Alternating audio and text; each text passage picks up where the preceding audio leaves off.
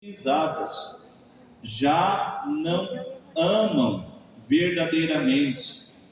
E aquilo que dizem que é amor, na realidade é apenas uma paixão desordenada. Não é amor verdadeiro. Não é amor verdadeiro. Basta nos lembrar daquilo que a igreja nos ensina com relação à própria vida. Nós protegemos a vida desde a sua concepção até o seu fim natural. É assim que a igreja nos ensina. E a humanidade caminha por um caminho totalmente inverso, onde, por exemplo, uma criança concebida no ventre da mãe não é considerado como um ser que precisa ser guardado, zelado. E abertamente nós escutamos falar de que é possível assassinar uma criança no ventre da mãe. As pessoas esqueceram o que é amor de verdade. Obscureceram-se no pecado.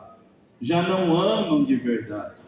E isso para dizer um momento específico, porque acredito ser a situação mais visível da falta de amor.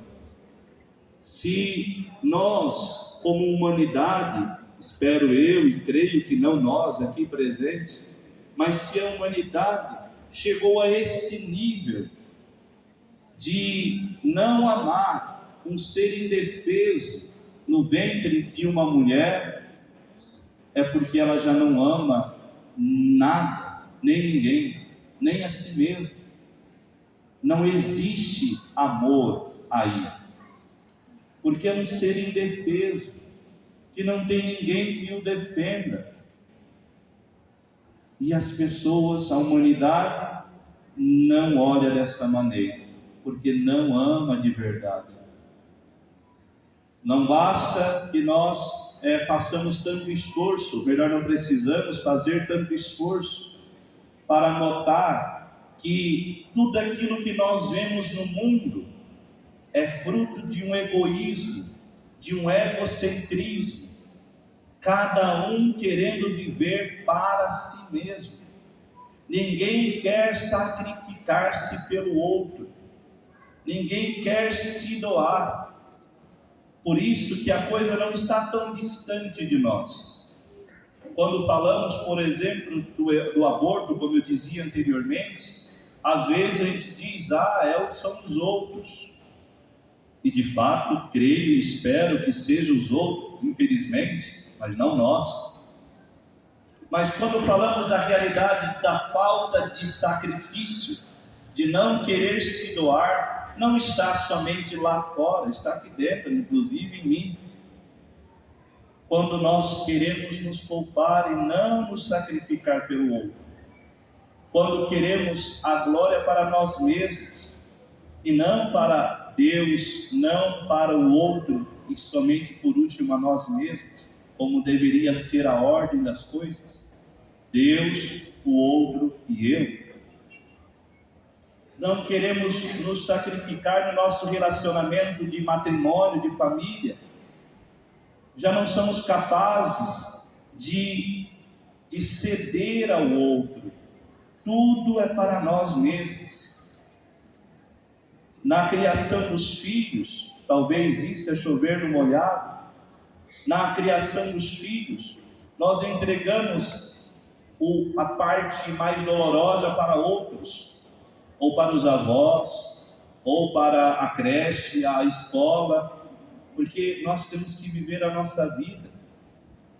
Quantas famílias não estão abertas à vida, contrariando a doutrina da igreja e do matrimônio, aquilo que foi assumido diante de Deus, não estão abertos à vida, porque pretendem viver a vida tranquila até certo ponto. Não quer filhos, porque os filhos irão impedir que eles possam viver uma vida mais tranquila, vai tirar a paz da casa, a tranquilidade da casa. Veja que esse único parágrafo da mensagem de Nossa Senhora dá para citar inúmeros exemplos, onde nós notamos que a humanidade, e nós que estamos nesta humanidade, padecemos de um grande mal. Estamos inseridos nesse mundo obscurecido pelo pecado. E se nós não tomarmos cuidado, nós iremos sucumbir como todos aqueles que não vivem perfeitamente o amor. Não sabem se sacrificar, não sabem se doar. Uma vez, quando ainda era seminarista, indo para a casa da minha mãe, na quarta-feira de folga do seminário, o nosso seminário, a folga é na quarta-feira à tarde, indo para a casa da minha mãe, no ônibus em Várzea Grande, vi uma senhorinha com muita dificuldade para subir no ônibus, e reconheci, era alguém que conhecia do meu bairro, com muitos filhos, e agora também cuida dos netos. E ao mesmo tempo, a filha dela, e ali eu fiz a comparação. Aquela senhorinha, já de alguma forma, desculpa a expressão, mas é o que veio na minha cabeça, já acabada, gastada, doada, já pela idade, pela saúde, mas uma alegria visível pelo seu rosto. Uma alegria de alguém que se entregou, se doou, se deu, sacrificou. Para ser mais bonito ainda, amou. Uma alegria, uma realização. Criou os filhos, doou-se para os filhos, para com o esposo, entregou-se em favor do outro. Uma felicidade estampada no rosto.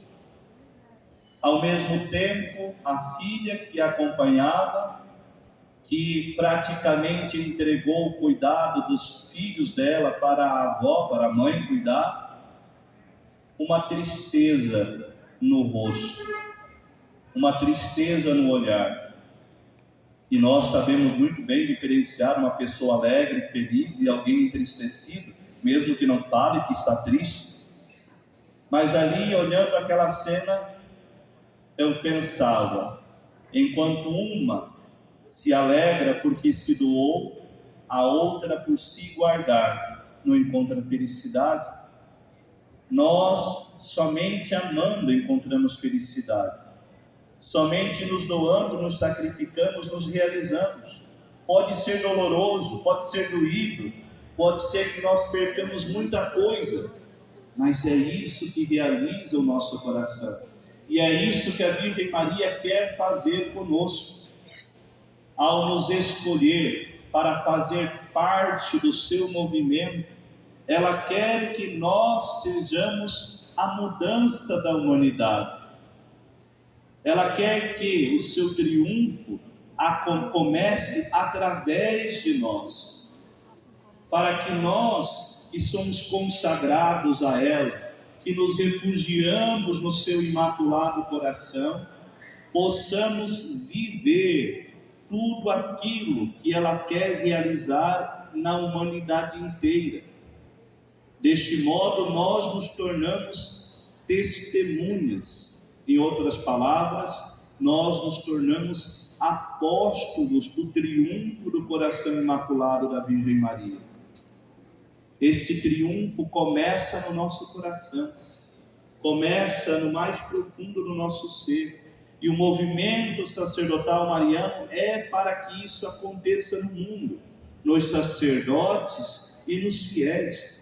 Em todos nós passamos a ser instrumentos desse triunfo, instrumentos deste triunfo do coração imaculado da Virgem Maria, que resplandecerá no mundo através de nós, Numa das mensagens de Nossa Senhora, falando da cidade de Jauru, em Mato Grosso, onde viveu o servo de Deus, Padre Nazareno Nanciotti, que nós muito bem conhecemos um pouco da sua história. Se você não conhece, temos oportunidade de conhecer, procure. Ele que foi um grande apóstolo da Virgem Maria, foi responsável no Brasil do movimento sacerdotal mariano e deu a sua vida nesse ato de amor mais generoso, através do derramamento de sangue mesmo, doou a vida por Nossa Senhora, por Nosso Senhor.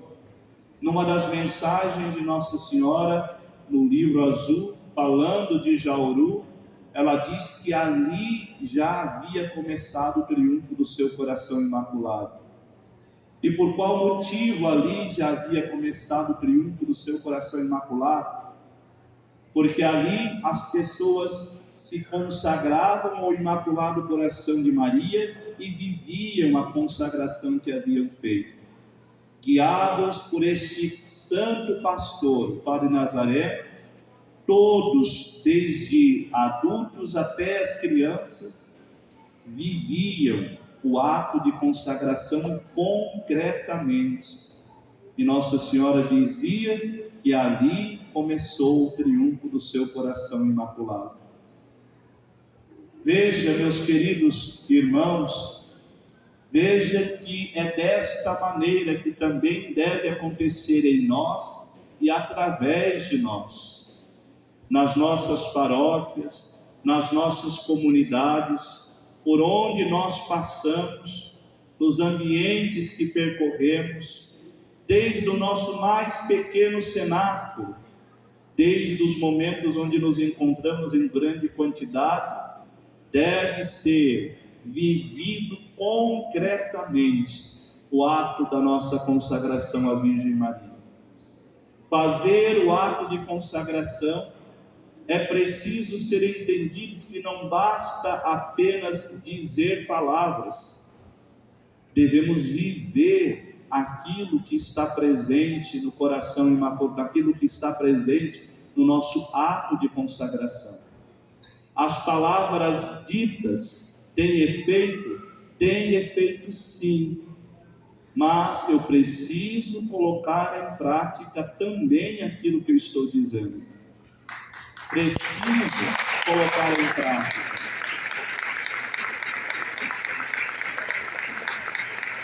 O padre Luca, na sua circular deste início de ano, ele repete muitas vezes exatamente isso, que nós agora precisamos viver o ato de consagração.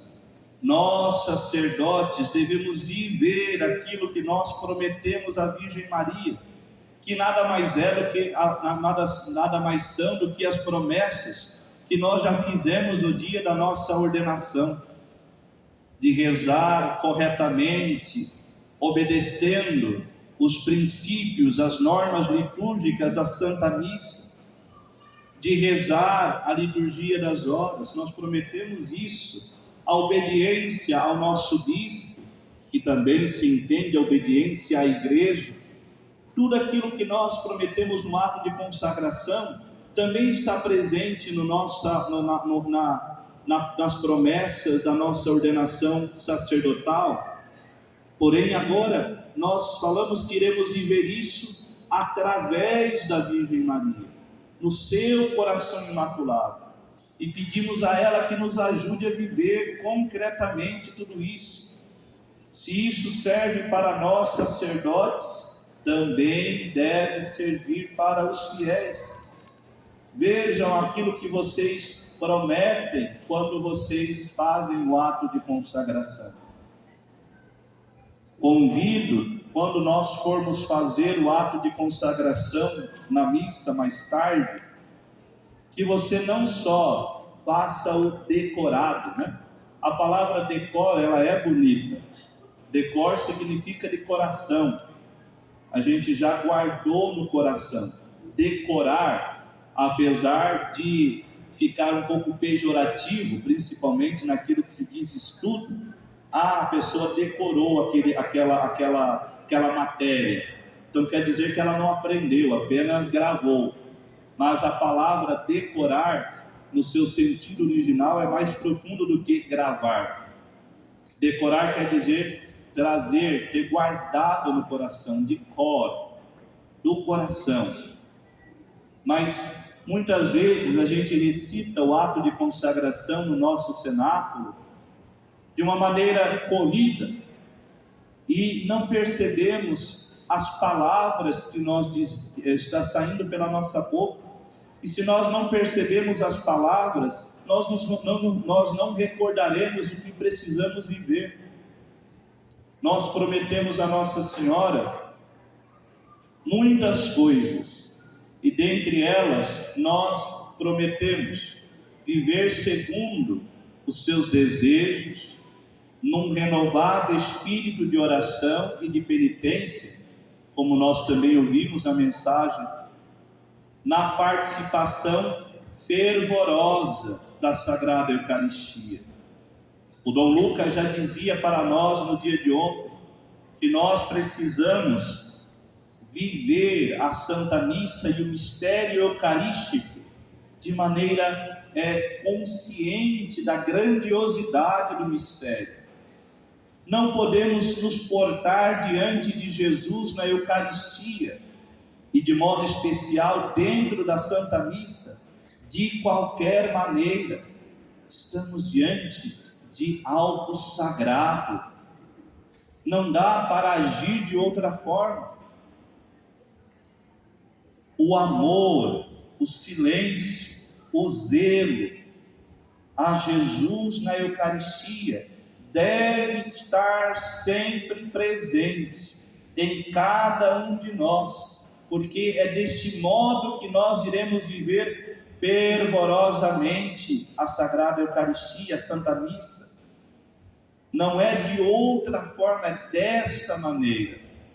E como eu dizia, através de nós deve começar o triunfo do coração imaculado da Virgem. Significa que nós devemos dar exemplo também para as demais pessoas de tudo isso que nós prometemos, de amor, de zelo, de piedade para com Jesus na Eucaristia.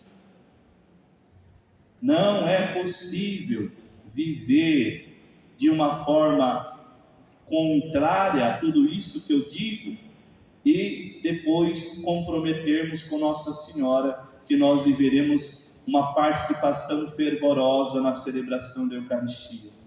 Se não respeitamos Jesus, infelizmente, nossas catequeses, e aqui coloco a carapuça em mim, na minha raça, né, nos padres, infelizmente, às vezes nos ensinam até o contrário, até nos impedem de poder prestar a Jesus o culto necessário, como lhe é devido, de adoração.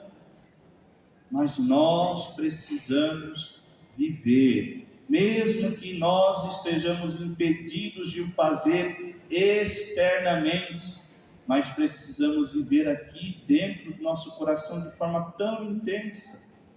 E se não há nenhum tipo de empecilho, de dificuldade, não há motivo para não viver isso também externamente.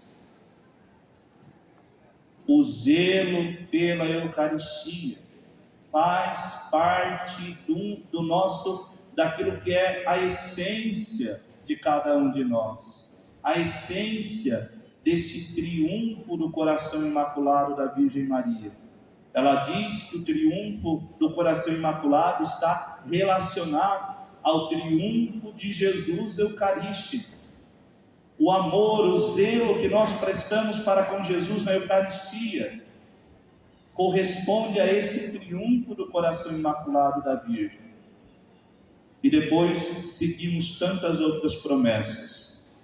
O fervor no apostolado, quanto nós ficamos adormecidos durante esse período de pandemia, onde nós começamos a nos acomodar em nossas casas, ou por proibição da parte civil, e às vezes coincidindo com a nossa vontade, porque muitos também se apoiaram na muleta de dizer: proibiram eu de sair, né? Mas no fundo não queria também ir. Se acomodaram, se apoiaram nesta muleta.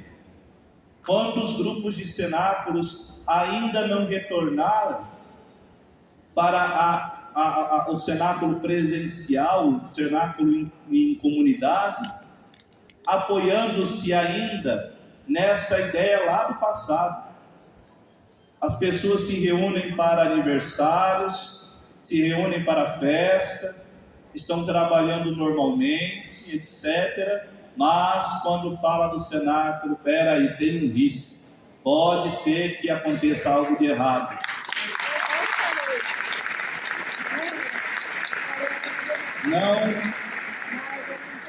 Não voltaram a fazer cenáculo, acomodaram-se. Antes apoiavam na muleta disso, dizer, olha, me proibiram de sair de casa, não podemos nos reunir. Mas agora não tem mais essa muleta. É preciso que a gente seja fervorosos também no apostolado. Ela nos pede que sejamos fervorosos no apostolado. E nós nos comprometemos com ela de ser assim. E cada um que está aqui presente deve, uma vez que nós relembramos isso, de ter esse apostolado a partir de agora. Se você estava adormecido, acorde agora.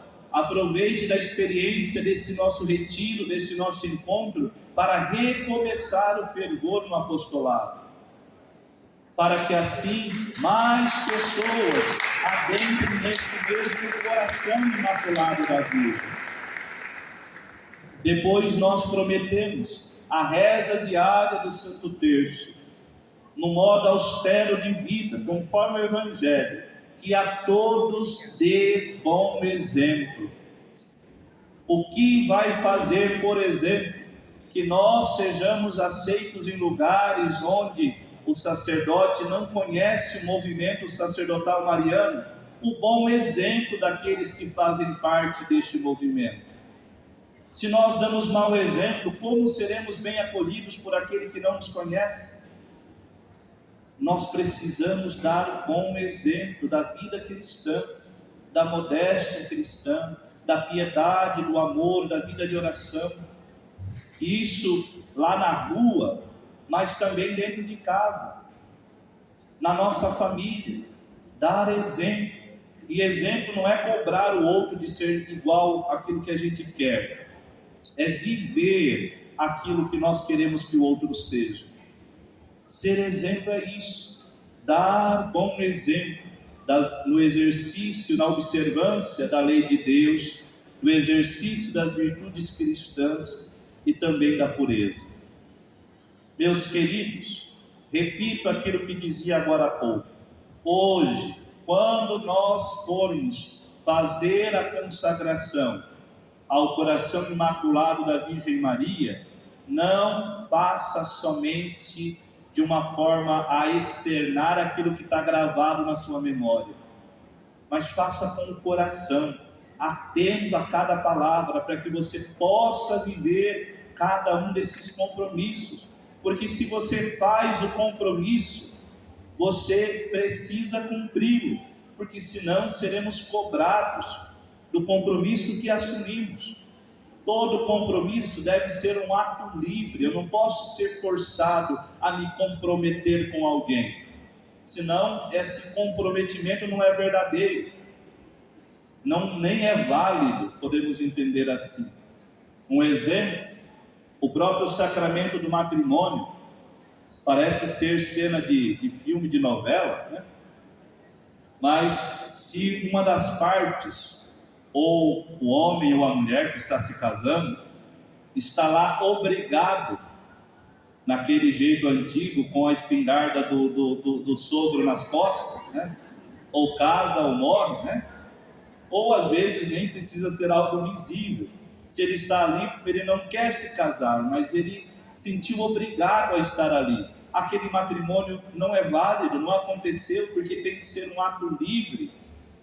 É um comprometimento muito acima, mas tem que todo comprometimento precisa ser um ato livre. Quando nós chegamos diante da Virgem e nos comprometemos com ela, é com essa liberdade que nós prometemos. Mas a partir do momento que livremente eu me comprometo com ela, eu preciso cumprir aquilo que eu prometi. Porque senão eu serei cobrado por aquilo que eu comprometi. Eu vejo às vezes, e aqui não é crítica, tentem entender o que eu quero dizer, né? Vejo muitas vezes as pessoas se consagrando a isso, aquilo, etc., fazendo muitas consagrações, mas que às vezes não conseguem viver nenhuma. Não conseguem viver.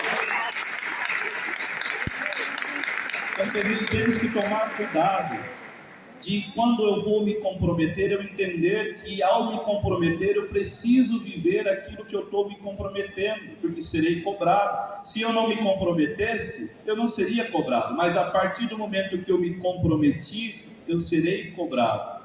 Então, pensemos, meditemos aquilo que nós prometemos à Virgem Maria com o nosso ato de consagração e queiramos viver tudo isso. E aqui vem, eu não lembro se falei ontem na missa, mas se não fosse falei, vou falar de novo. Aí vem o grande mistério de quando nós nos comprometemos a ela, que acredito ser uma das coisas mais bonitas de viver essa consagração. Lá no Evangelho que nós ouvimos na missa de ontem, João aos pés da cruz e a Virgem Maria aos pés da cruz e João ao lado dela. Numa das mensagens que Nossa Senhora fala desta cena do Evangelho, ela diz que ela estava ali do lado de João para apoiar João na grande missão que ele acabava de receber. E qual missão que ele acabava de receber? De assumi-la como mãe. Então, no fundo, era ela sustentá-lo na missão que ele havia recebido de cuidar dela, de acolhê-la. Assim também acontece na nossa consagração. Comprometer-se é ter que cumprir.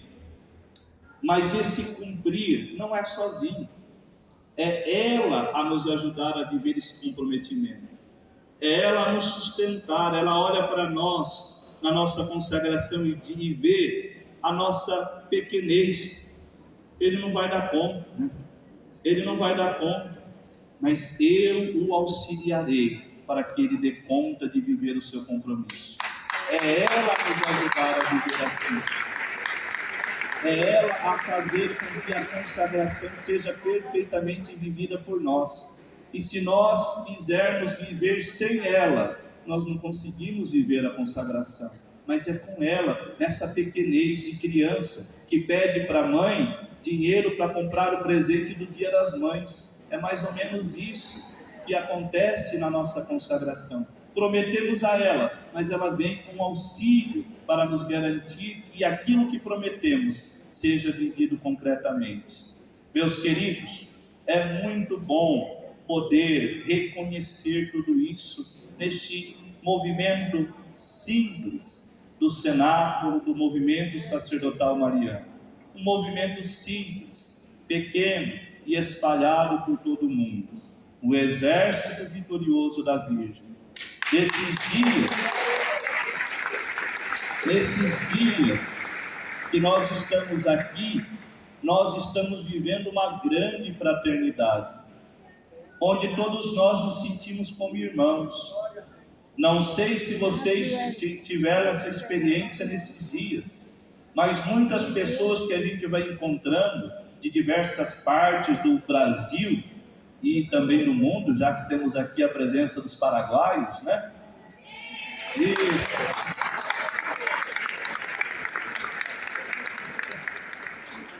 Do Brasil e do mundo, quando nós olhamos um para os outros, nós nos sentimos diferença. Parece que sempre nos conhecemos, estivemos sempre juntos, porque estávamos no coração da Virgem, mas isso nos ajuda a ver que não estamos sozinhos. Não estamos sozinhos. Estamos espalhados pelo Brasil e pelo mundo. E se ficarmos unidos no coração da Virgem, seremos uma grande família. uma grande família nós devemos ser. Que esses dias de experiência aqui seja para nós fortalecimento, para que continuemos a nossa missão lá no nosso grupo de cenáculo, na nossa comunidade, na nossa paróquia.